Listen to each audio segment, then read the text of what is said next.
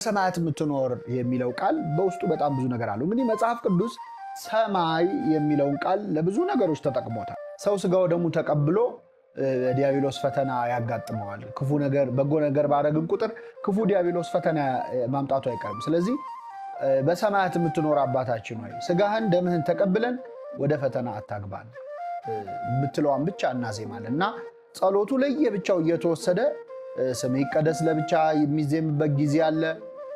ኃይል፣ ክብር፣ ምስጋና ለዘላለም አሜን የሚለው ለብቻ የሚመሰገንበት አለ እና እያንዳንዱ ቃል በጣም ጥልቅ የሆነ ጸሎት ነው ማለት ነው። ልጆቻችንን ክትባት እናስከትባለን።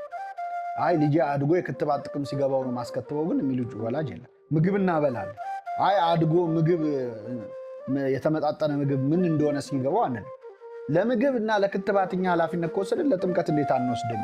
ምክንያቱም ሰው ባይከተብ በስጋ ነው የሚታመመው፣ ባይጠመቅ ግን የእግዚአብሔር መንግስት አይወርስም። ስለዚህ ለልጆቻችን ይህን እናደርጋለን። አባታችን ሆይ በሰማያት የምትኖር ብለን እንጸልያለን። አይናችንን ወደ ላይ ከፍ አድርገን ነው የምንጸልየው ጸሎት ራሱ በሰማይ እንዳለ አድራሻውን እያሰብን እንደምንጸልይ። እኛ ቤተክርስቲያን አይን ጨፍኖ መጸለይ አይፈቀድም።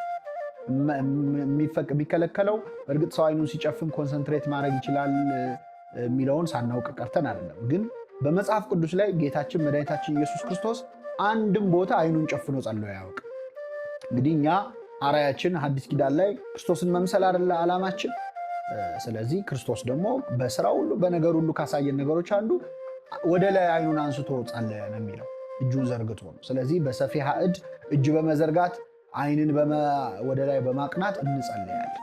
እስኪምረን ድረስ አይናችንን በሰማይ ወዳለ ወደ አባታችን እናነሳለን።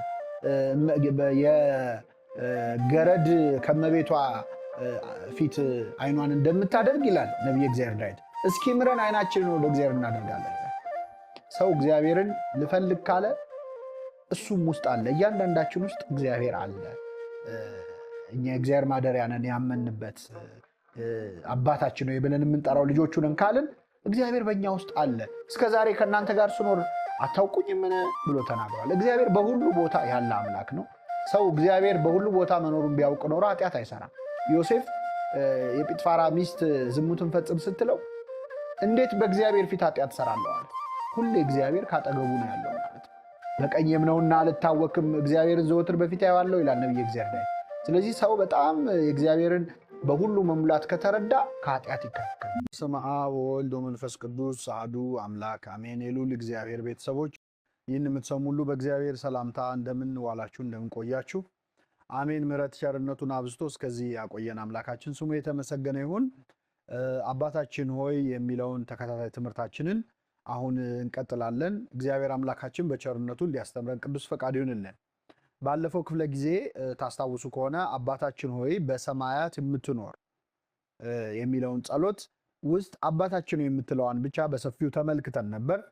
በዛሬው ትምህርታችን በሰማያት የምትኖር የሚለውን እንመለከታለን። እግዚአብሔር አምላካችን በቸርነቱ እንዲያስተምረን ቅዱስ ፈቃድ ይሁንልን። እንግዲህ አባታችን ሆይ በቤተክርስቲያናችን እንደምታውቁት በዜማም በጸሎትም በስግደትም በማንኛውም መንገድ የሚጸለይ ታላቅ ጸሎት ነው። ከመካከል ያሉ ቃላት ደግሞ ለብቻ ተለይተው የሚዘመሩበት የሚዜሙበት ጊዜ አለ። አባታችን ሆይ በሰማያት የምትኖር ብቻውን፣ ወይም ደግሞ ስምህ ይቀደስ ብቻውን፣ ወይም ደግሞ ወደ ፈተና አታግባን ለብቻው ይባላል። እንደዚህ እየተነጠለ ለምንድን ነው? እያንዳንዱ ቃል በዚህ አባታችን ሆይ በሚለው ጸሎት ላይ ያሉት እያንዳንዱ ቃላት የየራሳቸው ሰፊ ትርጉም እንዳላቸው ቤተክርስቲያን ስለምትረዳ ነው። ለምሳሌ ስጋው ደግሞ ስንቀበል ዲያቆኑ በመጨረሻ ላይ ናኩቶ ይላል፣ ጽዋውን ከፍ አድርጎ በዚያ ጸሎት ላይ በተሰጦ መልክ የምንመልሰው አቡነ ዘበሰማያት ይታባአን እግዚኦ ውስተ መንሱት፣ አቤቱ የሰማያት አባታችን ወደ ፈተና አታግባን ነው። ያውን ከአባታችን የጸሎት ላይ ነው የተወሰደው። ለምንድን ነው ሁለቱ ቃላት ብቻ እዛ ላይ የሚባለው ብትሉ፣ ሰው ስጋው ደሙ ተቀብሎ ዲያብሎስ ፈተና ያጋጥመዋል። ክፉ ነገር በጎ ነገር ባደረግን ቁጥር ክፉ ዲያብሎስ ፈተና ማምጣቱ አይቀርም። ስለዚህ በሰማያት የምትኖር አባታችን ሆይ ስጋህን ደምህን ተቀብለን ወደ ፈተና አታግባን የምትለዋን ብቻ እናዜማለን እና ጸሎቱ ለየብቻው እየተወሰደ ስም ይቀደስ ለብቻ የሚዜምበት ጊዜ አለ። ኃይል፣ ክብር፣ ምስጋና ለዘላለም አሜን የሚለው ለብቻ የሚመሰገንበት አለና እያንዳንዱ ቃል በጣም ጥልቅ የሆነ ጸሎት ነው ማለት ነው። ዛሬ የምንመለከተው በሰማያት የምትኖር የሚለውን ነው። እንግዲህ አባታችን ሆይ ብለን በሰማያት የምትኖር እንድንል ያስፈለገበት ወይም ይህ ቃል የሚያመለክተው ምንድን ነው? ብዙ አባቶች ሌሎች እንዳሉ ነው። አባታችን ሆይ ብቻ ብለን ብንጸልይ በምድር ብዙ አባቶች አሉ፣ አባት የሚባሉ። ስለዚህ ከዛ ከምድር አባቶች ስንለይ በሰማያት የምትኖረው አባታችን ሆይ ብለን እንናገራለን። ምናልባት በመጽሐፍ ቅዱስ በማቴዎስ ወንጌል ምዕራፍ 23 ከቁጥር 9 ላይ ጌታችን ማንንም አባት ብላችሁ አትጥሩ ብሎ ተናግሯል። በሰማይ ያለው አባታችሁ እርሱ ነውና አባት አትበሉ ይላል። ይህ ምን ማለት ነው? ይህንን ይዘው አባቶች የሚባሉ ነገሮች የሉም ሊሉ የሚሞክሩ ሰዎች አሉ። ይህ አለመረዳት ነው። ክርስቶስ ስለ መጨረሻው አባትነት ነው በዚህ በማቴዎስ ወንጌል ምዕራፍ 23 ላይ የተናገረው። ነገር ግን ታዲያ በምድር ያሉ ሰዎችን አባት ብለን መጥራት እንችላለን ወይ ወይም ሊጠሩ ይገባቸዋል ወይ ካልን ሐዋርያው ቅዱስ ጳውሎስ በኤፌሶን ምዕራፍ 3 ከቁጥር 14 እስከ 15 ያለው፣ በእርግጥ ርዕሰ ጉዳዩ ሰፊ ስለሆነ ይህ ቃል ግን በሰፊው መልስ ይሰጠናል፣ ባጭሩ ማለት ነው። ምንድነው የሚለው? በሰማይም በምድርም ያለ አባትነት ሁሉ በእርሱ ለሚሰየምበት ለእግዚአብሔር አብ እንበረከካለሁ ይላል። በሰማይም በምድርም ያለ አባትነት ሁሉ የሚሰየመው በእግዚአብሔር አብ ነው ይላል። ስለዚህ በሰማይ ብቻ ሳይሆን በምድርም አባትነት አለ። የዛ የአባትነት ሁሉ ምንጩ ግን እግዚአብሔር ነው። እግዚአብሔር አባትነትን እናትነትን ባይሰጥ ወላዲ ዓለማት ፈጣሪ ዓለማት እግዚአብሔር ነው። አባትም እናትም ሊባል የሚገባው እሱ ብቻ ነበር። ነገር ግን በሱ ፈቃድ በሱ ስልጣን የተሰየሙ አባቶች በምድር ላይ አሉ። በሰማይም በምድርም ያሉ አባትነት ሁሉ በእርሱ ይሰየማሉ ብሎ ቅዱስ ጳውሎስ አስቀምጦታል ማለት ነው። እንግዲህ በምድር ላይ አባት ብለን የምንጠራቸው ብዙ አሉ ማለት ነው። የመጀመሪያው የስጋ አባት ነው። ይህን ምንም ጥቅስ አያስፈልገውም። ያለ አባት የተወለደ ከክርስቶስ በስተቀር የለም በምድር ላይ። ሁላችንም አባቶች አሉን። ስለዚህ አባቴ ብለን መጥራት አንከለከልም። የስጋ አባታችን አባቴ ሆይ የሚሉ ጥቅሶች በአዲስ ኪዳን ብዙ ለወላጅ አባቶቻቸው። የጠፋው ልጅ ለምሳሌ ወደ አባቱ ሲመለስ ወደ አባቴ እመለሳለሁ ብሎታል። ስለዚህ የመጀመሪያው አባትነት የስጋ አባት ነው። ሌላው የነፍስ አባት ነው። የንስሐ አባቶቻችን የነፍስ አባቶቻችን ናቸው። እርግጥ ነው የነፍሳችን አባቷ እግዚአብሔር ነው። አሁን ብዙ ጊዜ እንዲህ ያለ ነገር ሲነሳ እንዲህ የሆነው እግዚአብሔር ነው የሚል ጥያቄ ሁሌ መነሳት የለበትም። የሁሉ ነገር ምንጭ እግዚአብሔር ነው። ግን ደግሞ ሁሉም በየደረጃው የሚሰጠው ነገር አለ። ለምሳሌ የመልካ ኢየሱስ ጸሎታችን ላይ ኢየሱስ ክርስቶስ እስመ አበ ነፍሴ አንተ፣ ኢየሱስ ክርስቶስ ሆይ የነፍስ አባቴ አንተ ነህና በሎሙ ለመላእክት ተፈሱ ሊተ፣ ለመላእክት ደስ ይበላችሁ ለእኔ ተደሰቱልኝ በላቸው። ረከብክቦ ለወልዴ በከንቱ ዘሞተ፣ በከንቱ የሞተ ልጄን አግኝቼዋለሁ ብለህ ለመላእክት ደስ ይበላችሁ በላቸው የነፍስ አባቴ ኢየሱስ ክርስቶስ ሆይ ይላል። ቤተክርስቲያን የክርስቶስን የነፍስ አባትነት ታምናለች፣ ታውቃለች። ነገር ግን ካህናት የነፍስ አባት ተብለው ይጠራሉ። ለምን? የስጋ አባታችን የሚጠቅመን የሚያሳድገን የሚንከባከበን በስጋ ብቻ በነፍስ አይደለም። ምናልባት ወደ እግዚአብሔር መንገድ ከመምራት ያለፈ ሚና የለውም። በነፍሳችን የሚያስፈልገንን የሚነግሩን የሚገስጹን፣ በኋላም ደግሞ ነፍሳችንን በሰማያት እግዚአብሔር እንዲቀበል አደራ ወስደው ከእግዚአብሔር ለማገናኘት። እንግዲህ አንድ ክርስቲያን ልክ 7 ዓመት ሲሆነው መጾም ይጀምራል። አዳምና ሔዋን 7 ዓመት አይደል በገነት የተፈተኑት? በ7 ዓመት ቆይታ በኋላ ስለሆነ ፈተና የሚጀምረው ከዛ ነው። እስከ 7 ዓመት ጾም እንጀምራለን። 12 ዓመት ሲሆነን ክርስትና የንስሐ አባት ያስፈልገናል።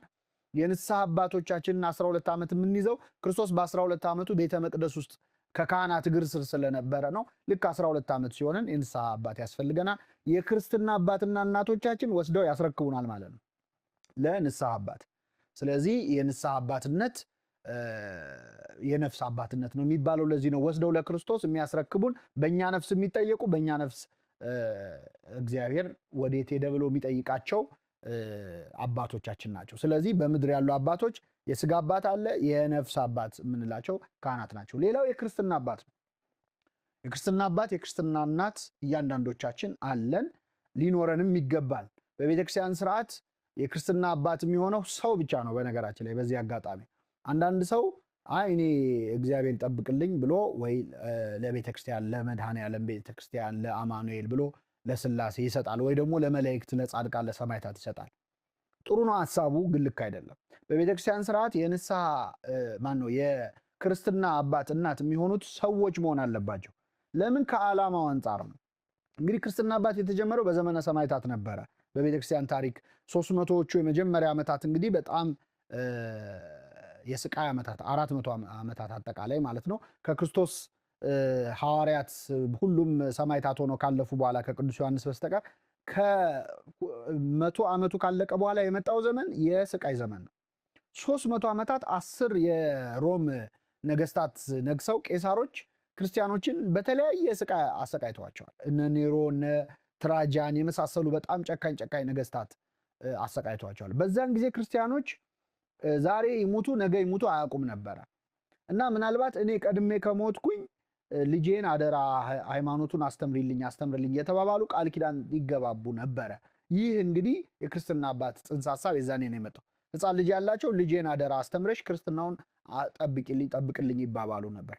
ከዚያ ወዲህ ነው የተጀመረው። አሁን በቤተክርስቲያናችን ስርዓት አንድ ሕፃን ልጅ ክርስትና ሲነሳ የክርስትና አባት የሚሆነው ወይ እናት የምትሆነው አውራ ጣቱን ይዘው ጸሎተ ሃይማኖት የሚለውን ጸሎት ይደግሙለታል። ምንድነው ቃል እየገቡ ያሉት? ይህን ልጅ ሲያድግ አሁን የደገምኩትን የሃይማኖት ጸሎት አስተምረዋለሁ፣ ሃይማኖቱን አሳውቀዋለሁ። እሱ አሁን ሕፃን ነው፣ የሚረዳበት ጊዜ አይደለም። ሲያድግ ግን አልተረዳውም እንዳይል ሃይማኖቱን የማሳወቅ ኃላፊነቱን እኔ ወስዳለሁ ብለው ወይም ብላ ክርስትና አባት እናት ይሆናሉ፣ ሕፃኑን ልጅ ወክለው ማለት ነው። አንዳንድ ሰው አይ ለምን ያስፈልጋል እሱ ሲያድግ ሲገባው ለምን አይጠመቅም ይላል። ግን በመጽሐፍ ቅዱስ ሕፃኑ ነው የተጠመቁ በጣም ብዙ እንዳሉ ሐዋርያት በሄዱበት ቤት ከነቤተሰባቸው አጠመቁ ይላሉ። 8 ቦታ ለሐዋርያት ስራ ላይ ከነቤት ከመላው ቤተሰብ አጠመቁ ሲሉ ያው ሕፃን ያለበትም ነው። መቼስ ሕፃን የሌለበት እየፈለጉ ቤተሰብ አያጠምቁ።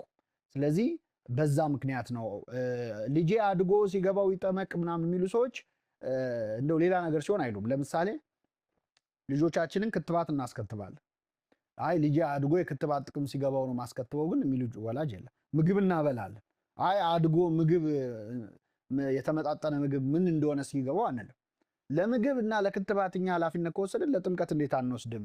ምክንያቱም ሰው ባይከተብ በስጋ ነው የሚታመመው፣ ባይጠመቅ ግን የእግዚአብሔር መንግስት አይወርስም። ስለዚህ ለልጆቻችን ይህን እናደርጋለን። ወላጆች በሕፃንነት ቢሞቱ እና ሀብት ንብረታቸውን ልጁ መውረስ ካለበት እድሜው አልደረሰም ተብሎ ያምልጦ አይባልም። በሞግዚት ፈርመው ይወርሱለታል። ስለዚህ የመንግስተ ሰማያትን ነገር ሲሆን ለምን ኃላፊነት አንወስድም ብላ ይህን በደንብ ተረድታ ቤተክርስቲያን አውራ ጣት ይዛ የክርስትና አባት የክርስትና እናት እንዲህ ጸሎት ሃይማኖት ደግሞ ኃላፊነት እንዲወስዱ። ስለዚህ የክርስትና አባት ዋነኛ ዓላማው ልብስ እንዲገዛ ጫማ እንዲገዛ አይደለም። ዓላማው የክርስትና እናት አባት ልጁን በሃይማኖት መንገድ ለመምራት ኃላፊነት የወሰደ የቤተክርስቲያን ወኪል ነው ማለት ነው ያን ቀን። ስለዚህ በቤተክርስቲያን ስራ ለሰው ብቻ ነው የሚሰጠው። ለመላእክት ለጻድቃን የሰጣችሁ ያለፉ አልፏል። ከዚህ በኋላ ግን ይችን የሰማችሁ የሚያስተምር ሰው እንድትሰጡ አደራ እንላለን ማለት ነው። ሌላው የቀለም አባት ነው። ያስተማሩን መምህራኖቻችን አባቶቻችን ናቸው። አንድ ቀለም የነገረ አባት ይሁንህ፣ 2 ቀለም የነገረ ፈጣሪ ነው ይላሉ። ምን ማለት ነው? አንተን የቀረጸ የመከረ ሰው ማለት ነው። አባቶቻችን ንግበር ሰብአ በአርአያነ ወበአምሳሊነ ሰውን በመልካችን እንደ ምሳሌያችን እንፍጠር የሚለውን ለመምህራን ይተረጉሙታል። መምህራን እነሱን አስመስለው አሳክለው ሰው የመተካት ስራ ይሰራሉ። በዛ ወለዱት ይባላል። በትምህርት መውለድ ማለት ነው። የትምህርት ልጆች አሉ እና በእኛ ቤተክርስቲያን ይሄ በትክክል ተጠብቆ እገሌ ገሌን አስተማረ ገሌ ገሌን አስተማረ ተብሏል። ለምሳሌ የድጓ መምህራን ከአሁን አንስቶ ድጓ እስከ ቅዱስ ያሬድ ወደኋላ ሄደው መቁጠር ይችላሉ። የኛ አባቶች እገሌን እገሌ አስተማረው እገሌ ገሌን አስተማረው እየተባለ ይሄ የቀለም አባትነት በጣም ተከብሮ አባቶቻችን እንዲህ ላሉ አባትነት በጣም በእኛ ቤተክርስቲያን ትልቅ ዋጋ ይሰጠዋል። ብሂለ አበው እየተባለ አባቶቻችን እንዲህ ላሉ እንደዚህ ላሉ አንተ ዝም ብለህ እኔ ብያለሁ እንዲህ እኔ እንደማስበው አይደለም የሚበረታተው አበው እንዲህ ላሉ ነው። ልክ አሁን እኛ ደግሞ በዘመናችን የተናገርነው የኛ ልጆች አበው እንዲህ ላሉ ብሎ ይናገሩታል። የቅብብል ሃይማኖት ስለሆነ ነው። ስለዚህ በሰማያት የምትኖር አባታችን ሆይ ስንል ከምድር አሁን ከጠቀስናቸው ከነፍስ አባት ከስጋ አባት ከቀለም አባት ከጡት አባት ከእንደዚህ ከመሳሰሉ አባትነቶች የተለየኸው የሰማዩ አባታችን ሆይ ማለታችን ነው። እንግዲህ በሰማያት የምትኖር ደግሞ ምንለውን እንመልከት። እግዚአብሔር በሰማያት ነው ወይ የሚኖረው? አቡነ ዘበሰማያት በግዕዙ በእርግጥ የሰማዩ አባታችን ሆይ አይነት አገባብ አለው። የሰማዩ አባታችን ሆይ ነው። በአማርኛው በሰማያት የምትኖር ግድ የለም የምትኖር የሚባል ችግር የለውም። እግዚአብሔር ግን በየት ነው የሚኖረው? በሰማያት ነው የሚኖረው? በምድር ነው የሚኖረው? በየት ነው የሚኖረው የሚለውን ለማስተዋል መነሻ ይሆነናል። አባታችን ሆይ በሰማያት የምትኖር ብለን እንጸልያለን። አይናችንን ወደ ላይ ከፍ አድርገን የምንጸልየው ጸሎት ራሱ በሰማይ እንዳለ አድራሻውን እያሰብን እንደምንጸልይ። የኛ ቤተክርስቲያን አይን ጨፍኖ መጸለይ አይፈቀድም።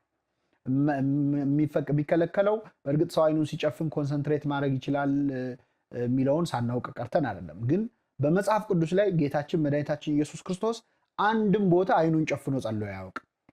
እንግዲህ እኛ አራያችን ሐዲስ ኪዳን ላይ ክርስቶስን መምሰል አይደለ ዓላማችን።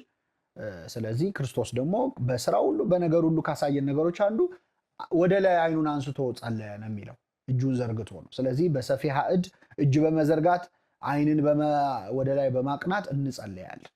እስኪምረን ድረስ አይናችንን በሰማይ ወዳለ ወደ አባታችን እናነሳለን። የገረድ ከመቤቷ ፊት አይኗን እንደምታደርግ ይላል ነቢየ እግዚአብሔር ዳዊት። እስኪምረን አይናችንን ወደ እግዚአብሔር እናደርጋለን ይላል። ስለዚህ አይናችንን እናነሳለን፣ በልባችን ጉልበት እንሰግዳለን እና በሰማይ መኖሩን ለማሰብ ነው ወደ ላይ የምናየው። ግን በሰማያት የምትኖር የሚለው ቃል በውስጡ በጣም ብዙ ነገር አለው። እንግዲህ መጽሐፍ ቅዱስ ሰማይ የሚለውን ቃል ለብዙ ነገሮች ተጠቅሞታል። እንግዲህ ሰማይ ሲባል መጽሐፍ ቅዱስን ገና ስንገልጠው እግዚአብሔር በመጀመሪያ ሰማይንና ምድርን ፈጠረ፣ ምድርን ባዶ ነበረች ብሎ ነው የሚጀምረው። እንግዲህ እግዚአብሔር የሚኖረው በሰማይ ከሆነ እግዚአብሔር ሰማይና ምድርን ከፈጠረ መኖሪያውን ፈጥሮ ነው ወይ የሚኖረው? ማለት ሰማይና ምድርን ፈጠረ ካለ ከዚያ በፊት እግዚአብሔር የት ነበረ ያሰኛል። እግዚአብሔር የት ነበረ ያሰኛል። ሰማይና ምድርን ፈጠረ ነው የሚለው መጽሐፍ ቅዱስ። ስለዚህ የፈጠረውን ሰማይና ምድር ከመፍጠሩ በፊት በሰማያት የምትኖር የምንለው ከሆነ እግዚአብሔር የት ነበር የሚኖረው ያሰኛል። በአጠቃላይ መጽሐፍ ቅዱስ ሰማይ ሲል እነዚህን አራት ነገሮች ለማመልከት ነው። አንደኛው ሰማይ የሚለው ጠፈርን ነው። ሼማይም በዕብራይስጥ ሰማይ ስዕለማይ የውሃ ስዕል እንደማለት ነው። በእኛ ስዕለማይ በዕብራይስጡም እንደዚሁ ሰማይ ማለት ውሃን የሚያሳየው። እግዚአብሔር ውሃን ለሶስት ከፈለው። የመካከለኛውን ውሃ ጠፈር ብሎ ጠራው፣ ጠፈሩንም ሰማይ አለው ይላል። ስለዚህ ሰማይ የምንለው እዚህ ወደ ላይ አይናችን አቅንተን ስናይ ከዋክብት የምናይበት፣ ፀሐይ ጨረቃን የምናይበት የውሃ ክፍል፣ የረጋ ውሃ ክፍል ሰማይ ተብሎ ይጠራል በቤተክርስቲያናችን የሥነ ፍጥረት ትምህርት ማለት ነው። ስለዚህ እግዚአብሔር በሰማያት አለ ወይ? በዚህኛው አለ ወይ? አዎ አለ። ሰማይ ስንል ጠፈርን ወይም ስዕለማይን ማለታችን። ግን ይህ ብቻ አይደለም። እግዚአብሔር ሰማይና ምድርን ከመፍጠሩ በፊትስ ሌላ ሰማይ የለም ወይ? በእርግጥ መጽሐፍ ቅዱስ ሰማይ ብሎ ነው የሚጀምረው። ሰማይና ምድርን ፈጠረ ሲል አንድ ነው አይደለ? ግን ብዙ ሰማይ አለ ወይ? አዎ አለ። ሁለተኛው ሰባቱ ሰማያት የምንላቸው ናቸው። በእኛ ቤተክርስቲያን ትርጓሜም በአይሁድም መጽሐፍት በትርጓሜያቸው ሚድራሽ ተብሎ ይጠራል። በዛ ላይ በሰፊው ተተንትኖ የምናገኘው ሰባት ሰማያት አሉ። አንድ ሰማይ ብቻ አለመሆኑን ለምሳሌ አንደኛ ነገሥት ምዕራፍ 8 ቁጥር 27 ላይ ሰሎሞን ሲጸልይ እንዲህ ብሎ ጸለየ። ተንበርክኮ ቤተ መቅደሱን ሰርቶ ሲጨርስ ምን አለ? ሰማይ ከሰማይም በላይ ያለው ሰማይ አንተን ሊይዝህ አይችልም፣ እኔ የሰራሁልህ ቤት ምንኛ ያንስህ ይሆናል ይላል። ተመልከቱ፣ ትልቅ ቤተ መቅደስ ሰርቶ ተንበርክኮ ይቅርታ ጠየቀው እግዚአብሔርን። ምን ብሎ ጠየቀው? ሰማይ ከሰማይም በላይ ያለው ሰማይ አንተን ሊይዝህ አይችልም፣ እኔ የሰራሁልህ ቤት ምንኛ ያንስህ ይሆናል። ትክክል። እንኳን ለእግዚአብሔር ለነ ቅዱስ ሚካኤል ለመላእክቱም እኛ የምንሰራው ቤተ መቅደስ አይበቃቸውም። ምክንያቱም አንዱ መልአክ ከክብሩ የተነሳ ምድርን አበራ ይላል። በክንፋቸው አገር መጋረድ የሚችሉ መላእክት የኛ አንድ ቤተ መቅደስ ለነሱ በጣም ትንሽ ነው። እና ይህን ለምንድን ነው በደንብ ማስተዋል ያለብን? አንዳንዴ ቤተክርስቲያን ስንሰራ በተለይ ህንፃ ቤተክርስቲያን የሆነ እርዳታ ስንረዳ ምናምን ትንሽ ትቢት ልታስቸግረን ትችላለች። ትልቅ ህንፃ ቤተክርስቲያን የሰራ እኔን የሰራሁት የሚል ስሜት ሊኖረው ይችላል። ነገር ግን በትክክል ለተረዳው ሰው ለእግዚአብሔር መቅደስ ከሰራ በኋላ እንደ ሰሎሞን ይቅርታ ነው መጠየቅ ያለበት። ለምን? እኛ የምንሰራለት ነገር ለሱ ሊመጥ ነው አይችልም። ሰማይ ከሰማይ በላይ ያለው ሰማይ ሊይዝ የማይችል አንተን እንዴት እኔ የሰራሁልህ ቤት ምንኛ ያንስ ይሆን? አቤቱ ወደ ረፍት ተነስ፣ አንተና የመቅደስ ታቦትህ ይግባ ወደዚህ ቤት ብሎ ተንበርክኮ አልቅሶ ለመነው ይላል። እግዚአብሔርም ዓይኔም ልቤም ዘወትር በዚህ በሚጸለይ ጸሎት ላይ ይሆናል አለው ይላል። ስለዚህ ሰማይ ከሰማይም በላይ ያለው ሰማይ አለ፣ ከሰማይ በላይ ሌላ ሰማይ አለ። ሰባቱ ሰማያት የምንላቸው በስነ ፍጥረት ትምህርት በቤተክርስቲያናችን በሰፊው የሚተነተኑ ናቸው ማለት ነው። እንግዲህ ሶስተኛው ሰማይ ተብለው የሚጠሩት ቅዱሳን መላእክት ናቸው። ሰማያት ተብለው ይጠራሉ። አዳሪ በማደሪያው ማደሪያ በአዳሪው ይጠራል ይባላል። ለምሳሌ አሁን አንድ ቤት መግባት ብንፈልግ ቤቶች ነው የምንለው፣ ግን ቤቱን ሳይሆን ሰዎቹን ነው። በቤቱ ሰዎቹን እንጠራለን፣ በሰዎቹ ቤቱ ይጠራሉ። እንደዚህ አይነት ተቃይሮ መጥራት የመጽሐፍትም ልማድ ነው። ቅዱስ ጴጥሮስን ሂድ አንተ ሰይጣን አለው ጌታ። ግን ጴጥሮስ ሰይጣን ሆኖ ሳይሆን በጴጥሮስ ውስጥ በዛ ሰዓት ያደረው ሰይጣን ስለሆነ ነው። አዳሪ በማደሪያው ማደሪያ በአዳሪው ይጠራል። ይሁዳን ከእናንተ አንዱ ሰይጣን ነው ብሎታል። ይሁዳ ሰይጣን አይደለም፣ ሰው ነው፣ ግን ውስጡ ያለው ሰይጣን ነው። እንደዚህ አይነት በገድላትም በመጽሐፍ ቅዱስም ላይ ተመሳሳይ አቡነ ተክለ ሃይማኖት ሰይጣንን አጠመቁ የሚል ታገኛላችሁ። ሰይጣን ያደረበት ሰው ማለት ነው። ሰማይ ስንል መላእክትን ነው። እስቲ እነዚህን ጥቅሶች ተመልከቷቸው። ኢዮብ 15:15 ላይ ሰማያት በፊቱ ንጹሐን አይደሉም ይላል።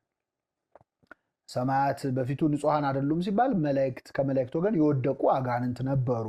ስለዚህ ኃጢአትን እንደ ውሃ የሚጠጣ የሰው ልጅማ ምንኛ ያንስ ይሆን ይላል።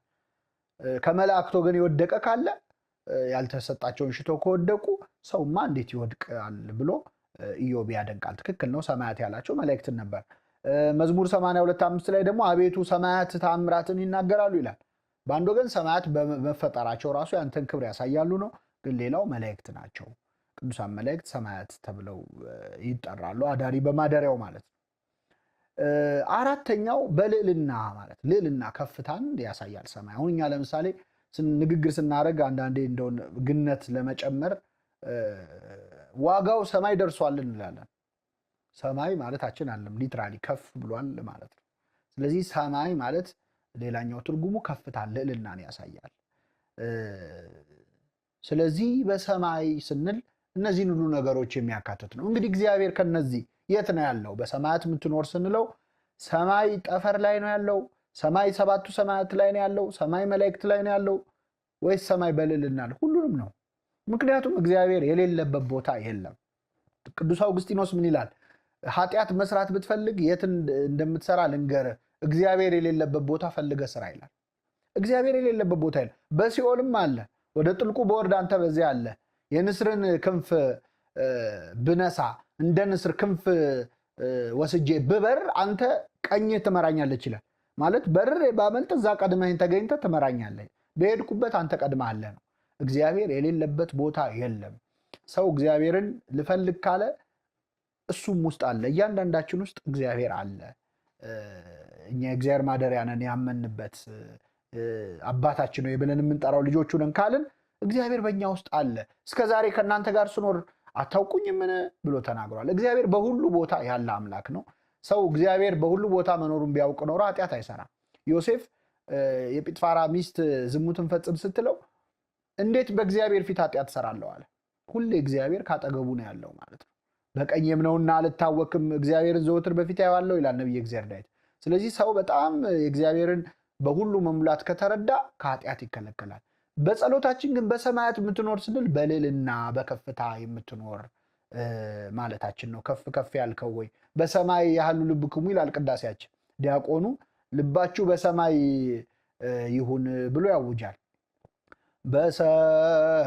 በሰማይ ያህሉ ልብክሙ ሲል አልሰማችሁም? ቅዳሴ ላይ ልባችሁ በሰማይ ይሁን እወ ያህሉ በሰማይ ልብነ። አዎ ልባችን በሰማይ ይሁን። በእንተ ስምከ አጽናነ፣ በስምህ አጽናን፣ ወረሴነ ድለዋነ፣ የተገባንም አድርገን ይላል። በሰማይ ያህሉ ልብክሙ ማለት ምድራዊ ነገሩን ብቻ አታስቡ። እስቲ በሰማይ ይሁን ልባችሁ። አንዳንዴ የነፍሱን አንዳንዴ የዘላለሙን አስቡ። ሁሌ ምድር ላይ እንደ ምድር አራዊት መርመስመስ ምንድን ነው? እስቲ የሰማዩንም ነገር አስቡ ነው ጠለቅ አድርገን ስናየው። እና በሰማያት የምትኖር አባታችን ወይ ስንል ለጊዜው ከምድራዊ ሐሳብ ውጪ ሆነን ወደ ላይኛው አባታችን ወደ ሰማያዊው ነገር። እንግዲህ በሰማይ የምትኖር አባታችን ወይ ብለህ ስለ ምድር ብቻ ለምን ትጠይቀዋል? ስለ ሰማይ መጠየቅ አለብህ። እሱ ሰማያዊ አባት ነው። ምድር አባትህን ጫማ፣ ልብስ፣ ምግብ ስትጠይቅ ኖረሃል። የሰማይ አባትህንም ስታገኘው እሱን ብቻ ነው የምትጠይቀው አይደለም። የሰማይ አባት ከሆነ ሰማያዊ ልመና ይፈልጋል ማለት ነው። ስለዚህ ጸሎቱ ልቡናችንን ወደ ላይ የሚያደርግ ጸሎት ነው ማለት ነው። እንግዲህ አባታችን ሆይ በሰማያት የምትኖር የሚለው ይህንን ይመስላል። በቀጣይ ክፍለ ጊዜ ስምህ ይቀደስ እንመለከታለን። የእግዚአብሔርን ስም እኛ በምን አቅማችን ነው የምንቀድሰው? ስምህ ይቀደስ በሉኝ ያለውስ ለእኛ ምን እንጸልይ ስንለው ለእሱ ጥቅም ቀድሱኝ ነው እያለ ያለው ምን ማለቱ ነው? እግዚአብሔር ይህንን አባቶቻችን እንዴት እንደተነተኑት በሚመጣው ክፍለ ጊዜ እንመለከታለን።